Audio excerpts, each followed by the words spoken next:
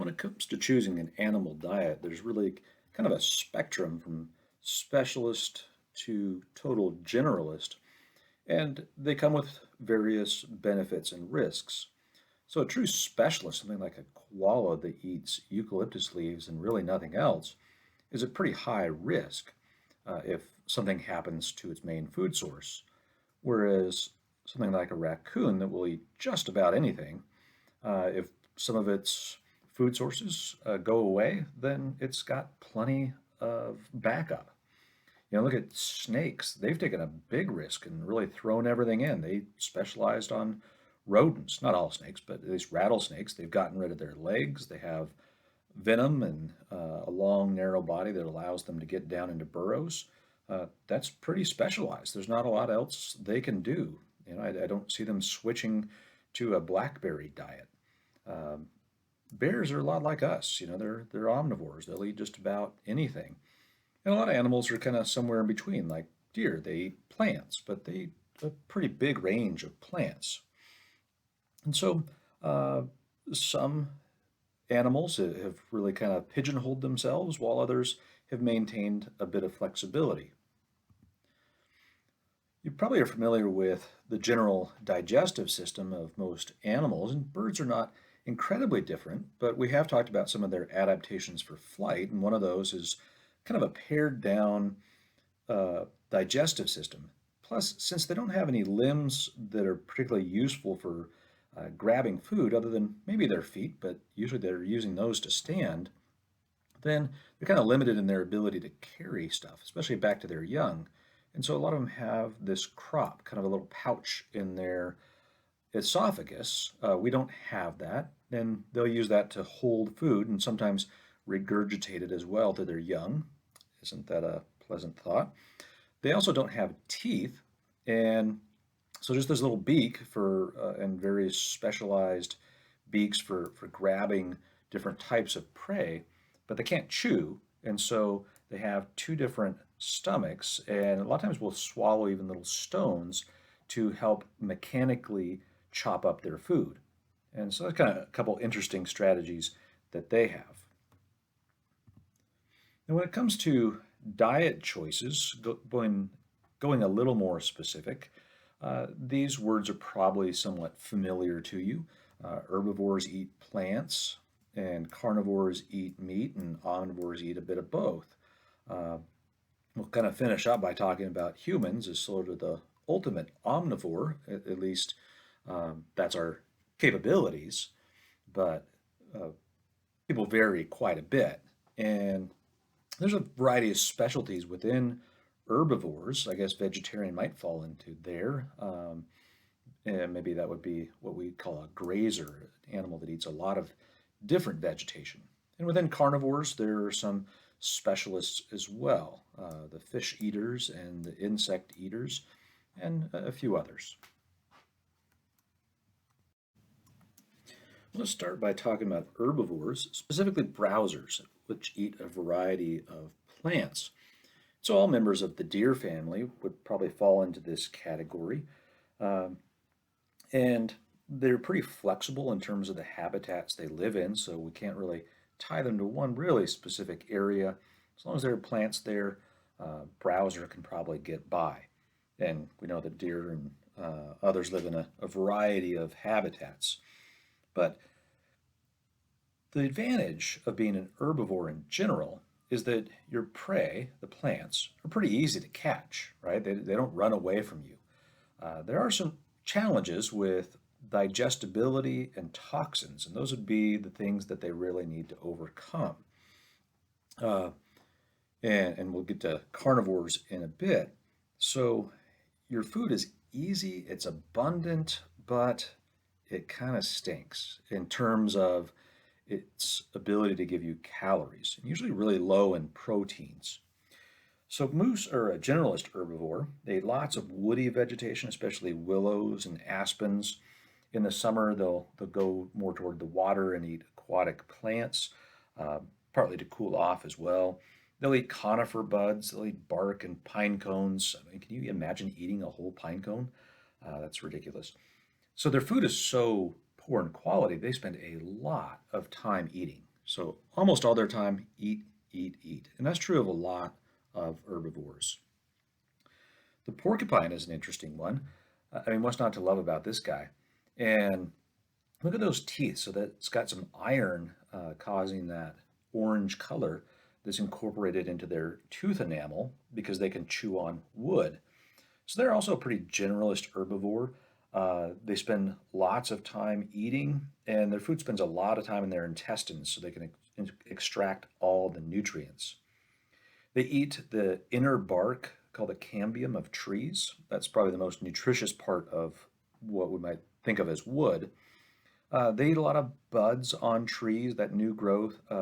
Catkins, those kind of hanging flowers that have a lot of pollen, uh, bulk up a little bit of their protein. Seeds like acorn and other nuts are good. But one result of all this is porcupines in particular will get in trouble because all this vegetation in their diet, they lack salt. Plants are really low in sodium, and all animals need sodium, and we'll come back to that later. But uh, these guys will seek out some of those sources, like tools that people have used and sweat on, or even clothing, and they'll go and gnaw on some of that sort of stuff, or even try to lick it up off of roadsides where they sprinkle salt to melt the snow. And a lot of animals will do that sort of thing as well. Now, the pika, this cute little guy right here that I mentioned before, as I mentioned, it's probably one of the cutest creatures that I can possibly think of, but not entirely. So it's a browser. It eats all kinds of plants. Here you can see its haystack. It's gathering up for the winter, and it stacks various plants in here. You can see it's not just grass. I think I can notice some ferns in here, and I'm pretty sure that's kinnikinnick. Lots of different plants, and not all of them are used for eating. Sometimes it'll put some toxic plants in there that help the other ones preserve better.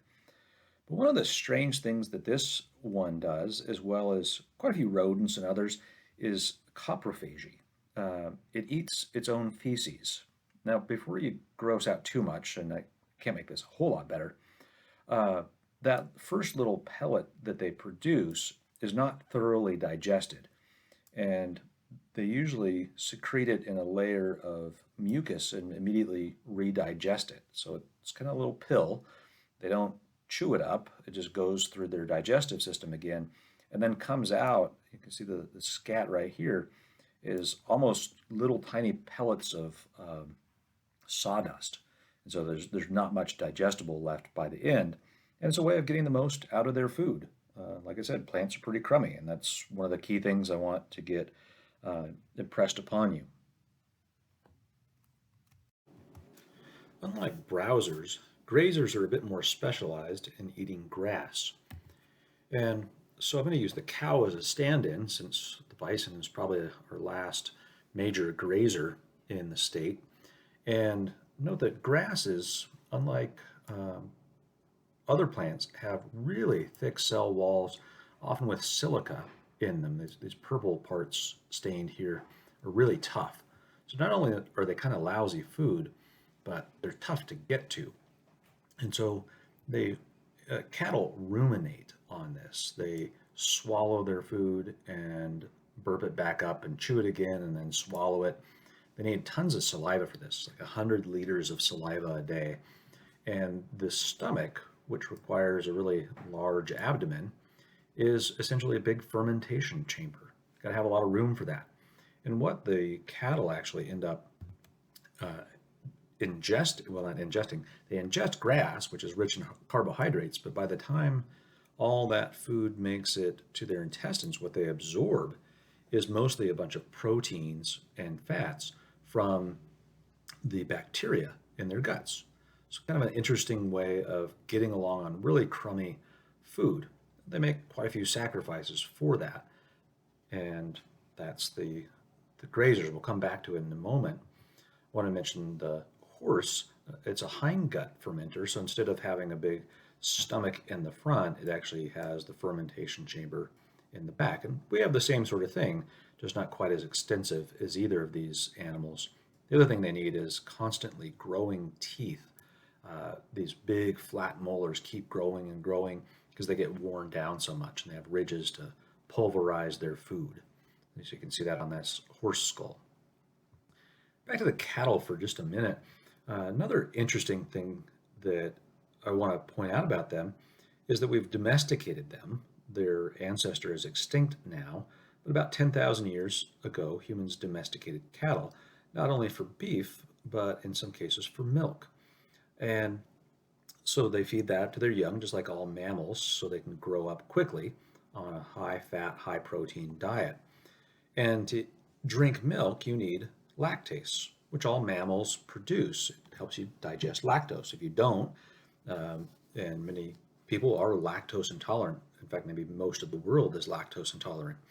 But if your ancestors are from West Africa or Northern Europe, you may have this mutation that keeps the lactase gene turned on throughout your life so that you can eat dairy. Kind of interesting trick, and this gives us a sustainable source of protein and fats that we can utilize without actually killing the animal. Uh, Really a unique one among all animals. I think that's a pretty clever invention, but it sounds strange when you just come right out and say that we take the milk from another animal to eat. One specialist herbivore that comes to mind from Washington State that you may have run into up on Mount Rainier is the Clark's nutcracker. They specialize in seeds, and not just seeds, but one type of seed. And here is its big throat patch in its crop holding dozens of seeds from this white bark pine, which then it goes and buries and remembers where it buried for winter food. Great protein and fat source nuts are, and so well worth it to this bird. And the tree gets some of its seeds planted as well. These guys have a great memory. They're part of the corvid family with crows, and so they're naturally fairly bright, which serves them well to remember where they hid all these seeds. So on to the carnivores now, hunting down live prey. Now that's a challenge. You probably as a kid went around, maybe you still do, trying to catch insects. Well, that's not a real easy task, and insects aren't all that formidable. Uh, Maybe at some point you even saw, out in the woods, you saw a rabbit or a deer and tried to chase it down, and you pretty quickly realize that that's not real easy to catch. So the downside of being a carnivore is that your prey is pretty hard to catch. They're adapted to run away from you, but they're very nutritious. So if you do catch them, there's a big payoff. There's plenty of salts and a lot of protein, and so that food is really high quality compared to plants, which are a lot easier to catch. So you have to have certain adaptations. You've got to have speed and agility and claws and teeth and strength. Uh, and I'll use our own house cats as an example of this. They have great night vision. They have those crazy claws, and they ambush their prey, and they just still have this natural instinct to hunt. In fact, there's a recent study that came out in 2013 that house cats take out an estimated somewhere between 1.3 and 4 billion songbirds a year, and somewhere between, and this is a huge range, 6 and 22 billion mammals, like little mice and rats. Maybe some of those are a good thing, but the songbirds, this is seriously declining some of the songbird population. And sometimes they just don't eat them. They just have that instinct to hunt. And so house cats, controlling them are one of the things that birders will recommend that you do to help conserve songbird populations. And bobcats are not that different. That sometimes they look like a overgrown, mangy, woolly cat. Sometimes a little more regal, depending on their condition, but they're very natural carnivores. They have a pretty general diet. Some can take down larger animals.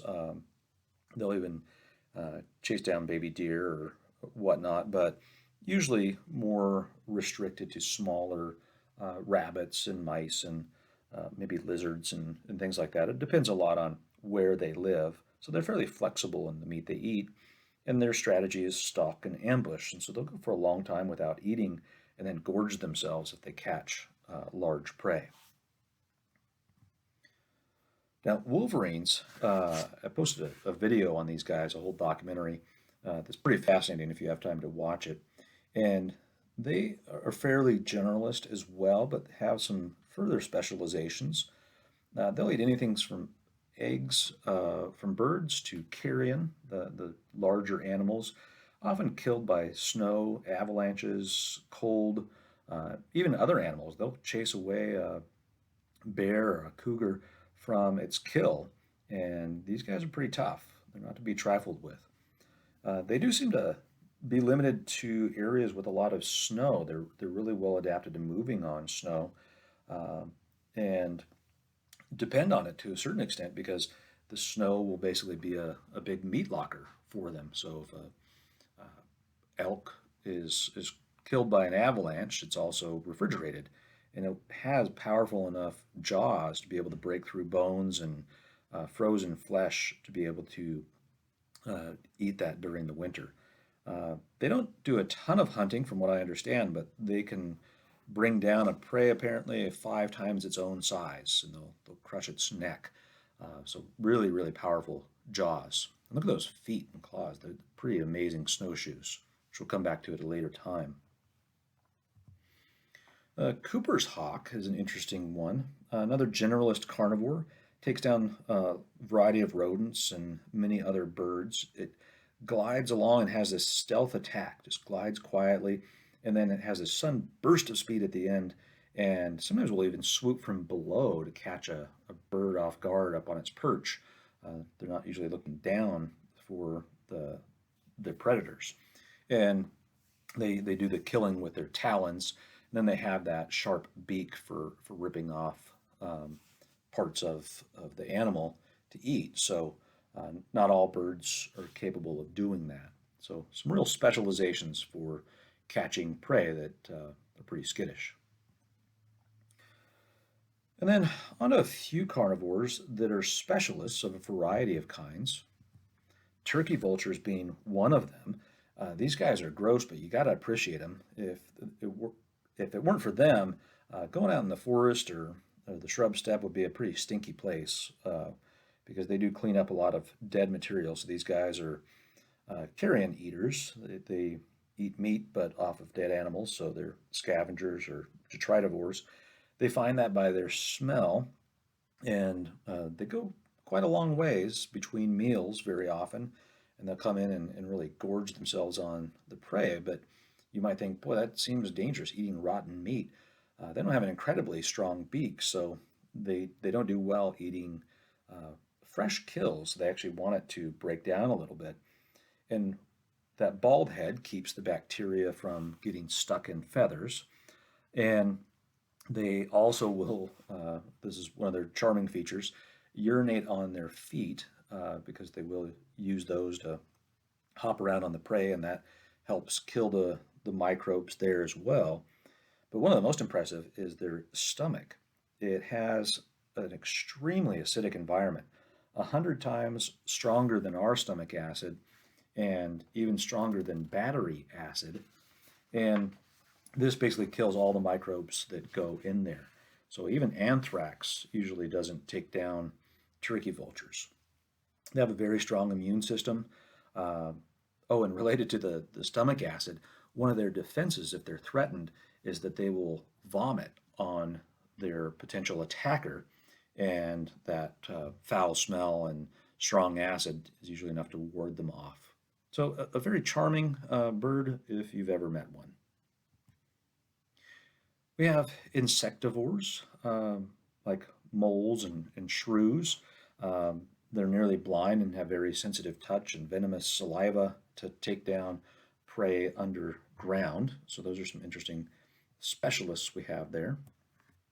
Osprey we've mentioned several times, and they eat fish and are specialized at catching those.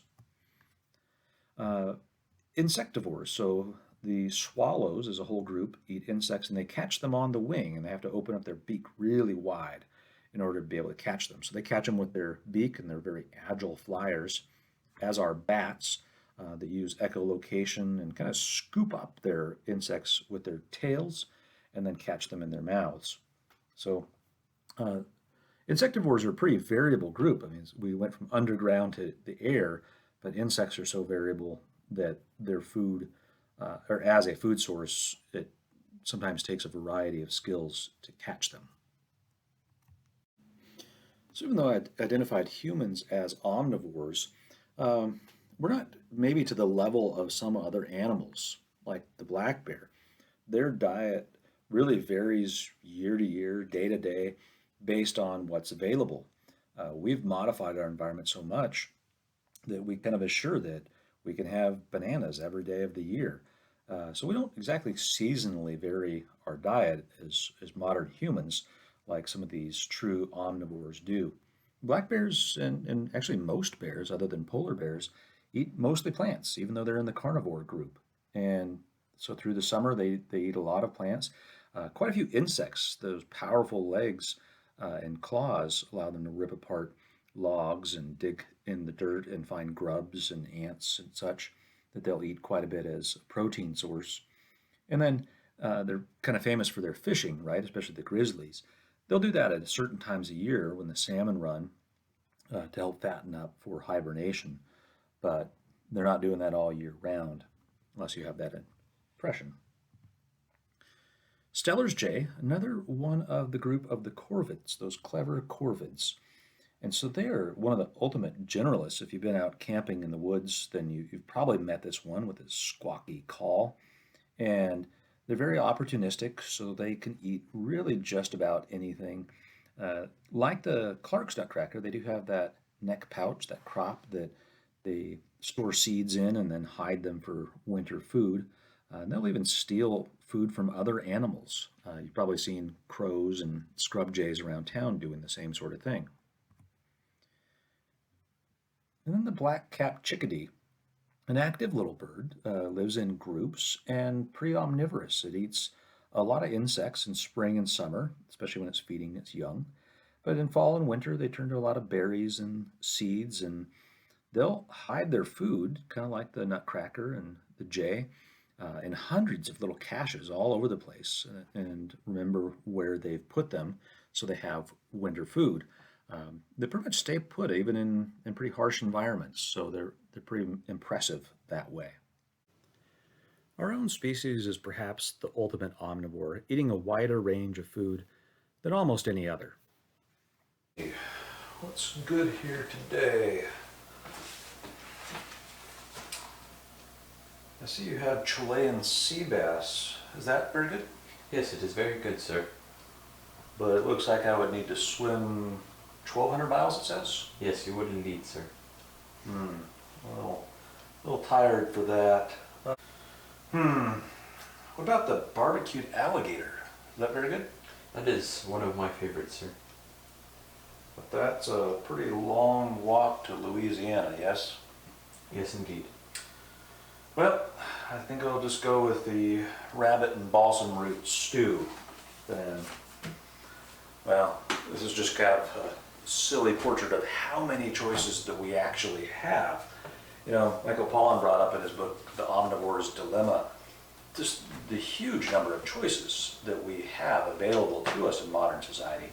If you lived anytime before 200 years from present in America, then you didn't have so many choices. If you lived in central Washington over 200 years ago, then you depended very much on what the land could provide for you. And a lot of that food would have been plants, especially those with deep and hefty rootstocks that provided a calorie-rich diet and could preserve. So desert parsley or Lomatium, sometimes called biscuit root, served this purpose for a lot of people of the Columbia Plateau in the past. And a lot of what was eaten was the root, as I said. So it'd be dug up at a certain time of year, usually in the spring. And sometimes the above ground parts were eaten as well, but you had to be careful because some are toxic. And so the bare stem desert parsley, usually an easy one to spot in terms of this group, was eaten both leaves and flowering stalks and was rich in vitamin C, so important food source in the spring as a fresh vegetable. But you want to be careful because the fern-leaf desert parsley was fairly toxic, maybe eaten in small quantities and used as a medicine, but also used to poison fish. And a lot of plants in the carrot family, which this is part of, have coumarins, compounds that are really bitter and discourage animals from eating them. Plus, they act as an appetite suppressant. So these plants have their own defenses, a topic we'll talk about later on. Other plants may have included balsam root. They have a thick root stock as well. And then salmon provided a good protein source, but it was the diet, at least of the Yakima people, estimates are about 70% was plants, and that accounted for over half of the calories a person would take in each day. And so people would gather up the roots in the spring, usually the women. They could gather about 60 pounds a day, each of them. But salmon accounted for almost half of their diet. Now, you can only get salmon at certain times a year when they run up the stream, and people would go out and collect them and then dry the meat, and that way it could preserve for a long time. So we've talked about, what we eat, and we have plenty of options there, and I guess we mentioned breathing and drinking water. So those are all the inputs that we need for the most part, but there's a few things that we really need in small quantities. And if you're an herbivore, it's particularly difficult to get one thing: salt. Sits there right on our table every day, staring at us, tempting us sometimes. We like salt, and we're kind of geared to like it, but it's just not that easy to come by in nature. And so there's a couple of key ingredients. If you're an herbivore, then all these plants have plenty of potassium in there and a lot of the other nutrients that you need, vitamins, all those other little nutrients. But the one thing that you're really lacking is sodium, and often calcium as well. So those two things are found in various salts. And Mark Kurlansky wrote this book called Salt, and put out some really interesting things about this. So even for us, salt was difficult to come by. At one point, more valuable than gold. Needed it to preserve food, make it taste better, but also because as an animal, we need it for our nervous system and our muscular system to function. If we don't have enough, that's it. We also need it for some water balance as well, especially the sodium. So animals have a hard time getting this, again, especially if you're an herbivore. And so sometimes you'll see animals gnawing on antler sheds to get calcium, and going to natural salt licks. There are places that you have salt coming up out of the soil, and it looks like they're eating the soil itself. And it wasn't until we learned to mine salt in large deposits from the ocean floor that we really were able to get it in abundant supply. Before that, we had to evaporate it from seawater mostly. And so animals find their way to these salt licks and establish trails. And then sometimes those become our trails and sometimes roads. And one of the things that he at least hypothesizes in this book is that a lot of our road system is based on salt licks, trails that animals use to get to salt and establish trails that then we follow in as roads. So it's a really necessary ingredient for us and for other animals in our diets.